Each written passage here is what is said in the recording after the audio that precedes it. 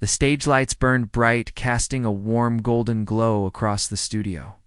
The audience buzzed with energy, clapping and cheering as cameras swept across the room. Keanu Reeves sat quietly in his chair, waiting for the segment to begin. Was a guest on a live panel talk show, sitting alongside other celebrities, including Whoopi Goldberg. They had just wrapped up a lighthearted discussion about movie sets and behind-the-scenes bloopers. But the tone was about to change. Keanu had been invited to promote his latest project, a small independent film about loss, redemption, and human connection. But in the days leading up to the show, there had been online chatter about deeper topics, about Hollywood's moral choices, about how some films profit from real-life pain.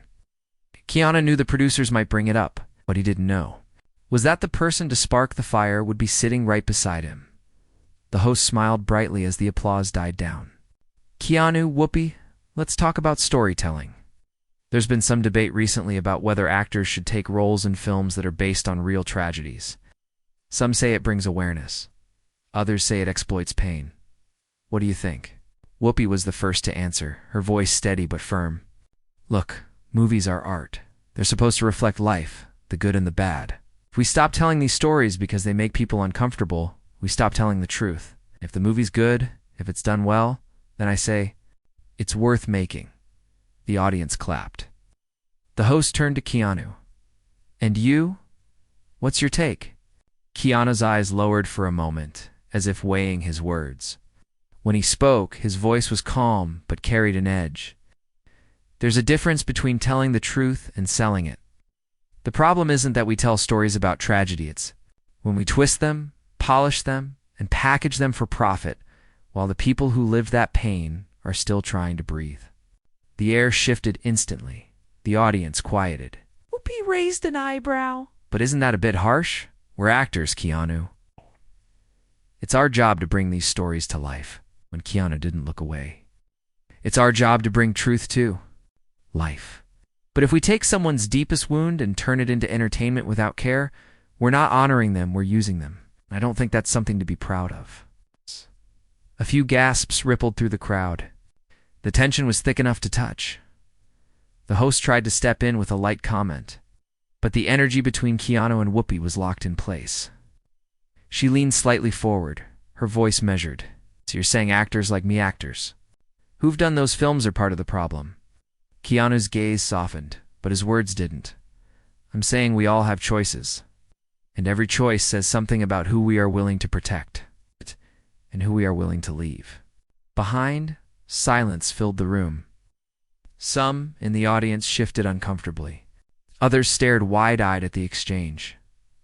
After a long beat, the host quickly cut to a commercial break. Camera stopped rolling, but the air between Keanu and Whoopi was still charged. She sat back in her chair, studying him, as if deciding whether to be offended or to understand. Keanu leaned forward slightly, his voice low so only she could hear. It's not about pointing fingers. It's about asking ourselves if we can do better. The floor manager's voice broke in back in 5 seconds. And just like that, the show went on, the audience none the wiser about the quiet storm that had just started brewing. But Keanu knew this wasn't over. Not by a long shot. Asterisk the moment the camera stopped rolling after the show ended. The usual rush of crew members, guests, and producers filled the stage. The air was still, warm with studio lights, but the mood was different, now charged, almost brittle. Keanu stood, shaking a few hands from the audience. When a producer quietly approached him, "You lit the internet on fire," she whispered with a half-smile, though her eyes hinted at concern. That little back and forth with Whoopi is already trending. Keanu nodded politely, but didn't say much. He wasn't chasing viral moments, and he definitely hadn't planned to start a public clash. But he also wasn't going to take back what he said. As he headed toward the dressing room, he heard footsteps behind him. Keanu, Whoopi's voice called. He stopped and turned. "At!" She was walking toward him, with her hands in her pockets, her expression somewhere between curiosity and challenge. "You really believe what you said out there?" Every word, Keanu replied evenly. "You know people are going to spin it like you were calling me out personally," she said, her tone calm but pointed. "If they spin it that way, That's their choice, Keanu said. I wasn't aiming at you. I was aiming at something bigger. This whole industry runs on stories, and sometimes it forgets those stories belong to real people. She studied him for a long moment before nodding. Slowly, you've got guts, Reeves. Not a lot of folks talk like that on live TV. Maybe more should, he answered later that night. The clips began circulating online, low-emotion shots of him speaking. Headlines screaming Keanu Reeves clashes with Whoopi Goldberg on live television. Some fans praised his honesty. Others accused him of being self-righteous. By morning, his phone was full of messages. Alina, his manager, called first. I hope you're ready for this. We've got talk shows and news outlets calling for statements. Some are begging for interviews. Others want a soundbite to stir the pot. Tell them I'm not giving sound bites, Keanu said. If I talk, I'll talk fully. But as the day went on, he began noticing something unusual. Private messages were pouring in not from fans, but from people who had lived through tragedies, similar to the one he'd referenced. Strangers thanked him for saying what no one else would. Some shared stories they had never told publicly, about seeing their lives twisted into movies without their consent, about feeling invisible while others profited off their pain. One message stood out. It was from a woman named Claire, who claimed she had been the basis for a character in a blockbuster years ago. The film made millions, she wrote. I got nothing but strangers recognizing my trauma. I didn't even know they were making it until I saw the trailer. Thank you for saying what you did. People like me don't usually get defended. Keanu read her words twice, feeling the weight of them settle in his chest. This wasn't just an argument between celebrities. It was a mirror being held up to an industry and a choice about whether to keep holding it up, even if it meant more backlash. That night, as he sat by his window looking out over the quiet city streets, his phone buzzed again. It was a text from an unknown number. You're making powerful enemies. Walk away now. Keanu stared at the message, his reflection faint in the glass. Whoever sent it knew exactly what they were doing, making him question if speaking the truth was worth the risk. But in his mind, the answer was already clear. The next day, the threat still echoed in Keanu's mind, but it didn't shake his resolve. If anything, it made him more certain that what he had said on air had hit a nerve somewhere. Far beyond the talk show stage, he met Alina at a small cafe. On the west side, a place with quiet corners and no paparazzi lurking outside. She slid into the seat across from him, her expression tense. You're in the middle of a storm, Keanu, she said without wasting time. Half the industry is watching to see if you double down or back off. If you back off, they'll call you weak. If you double down, you'll have a list of enemies you can't even count. Keanu stirred his coffee slowly, eyes steady. Then I guess I double down. Alina sighed, leaning back. I figured you'd say that, but you should know, it's not just gossip now. I've been told some studio executives are furious. They're saying you insulted the craft and the business. They can make sure certain doors close for you. Keanu gave a faint smile. There are other doors. As they talked, his phone buzzed with another message, this one from Claire, the woman who had written to him the day before. I need to see you. It's about more than my story. It's bigger. An hour later, they met in a quiet park. Claire was.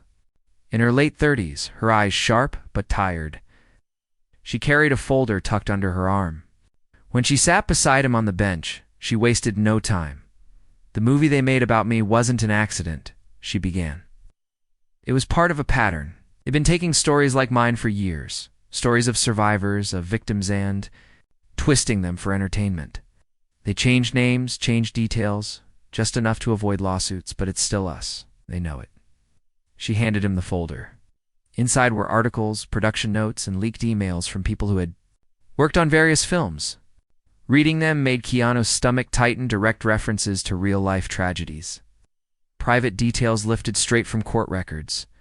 In conversations about how to soften villains who had been real-life perpetrators.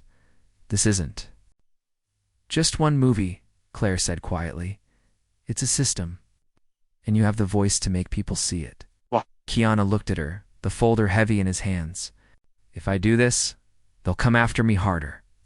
She gave a small, sad smile. then maybe they'll finally have to answer for it.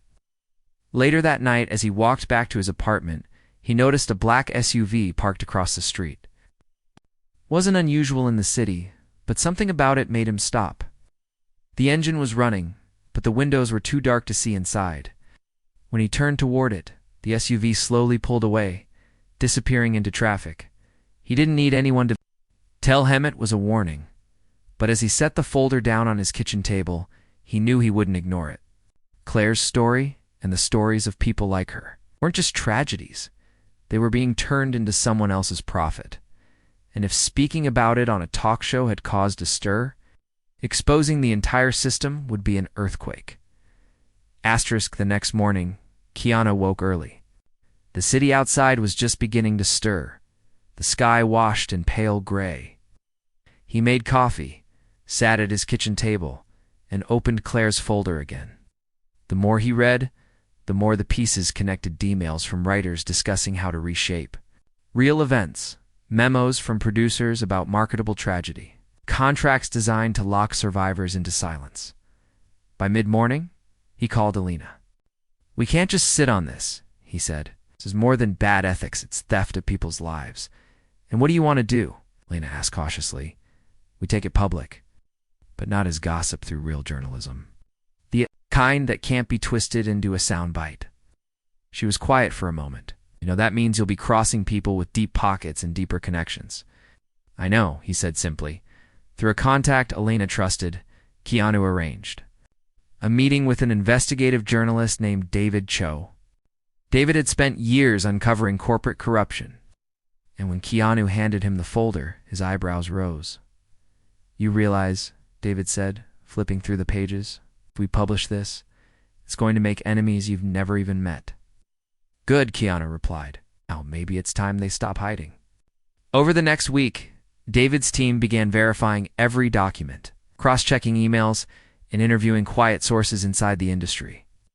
They found more than Keanu expected: scripts, lifted almost entirely from confidential legal transcripts, stories altered to protect abusers while smearing victims, and executives openly discussing how controversy could be used as free marketing.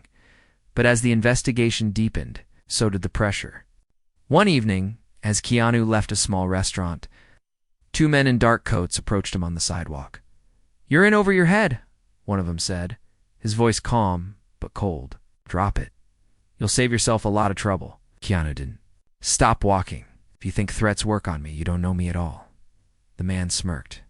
"We know enough." And they turned and walked away, disappearing into the crowd. That night, Keanu called Claire. "Things are moving," he told her. "Be careful," she warned. "These people don't play fair. They won't come after you in the open.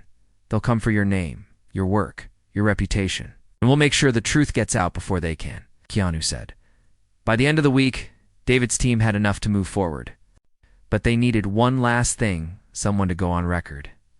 "To give the story a face the public could connect to, it has to be you," David told him. "You've already put yourself in the middle of this. If you speak directly, they can't. Pretend you're just a rumor." Keanu thought about it long into the night. Stepping forward meant there would be no retreat, no quiet return to normal. It meant burning bridges with some of the most powerful names in Hollywood. But it also meant standing with Claire, and with every person who had been silenced by morning. His decision was made. The morning light spilled across the city when Keanu walked into David Cho's office. The newsroom was buzzing with quiet urgency reporters on phones, editors scanning headlines, interns hurrying between desks with stacks of paper. David was waiting for him in a small glass-walled conference room, a recorder and notepad on the table. "You're sure about this?" David asked as Keanu sat down. "Yes," Keanu said. "No blurring, no twisting. The truth exactly as it is." Interview began slowly, with David asking about the talk show moment that had sparked everything. Then they moved deeper into the leaked documents, the stolen stories, the manipulation of tragedies for entertainment. Keanu spoke calmly, but every word carried weight. "When someone has lived through the worst moment of their life," he said, "and we take that story, strip away the truth, and sell it back to the world. We're not telling their story. We're selling their pain. And that's not art. That's theft."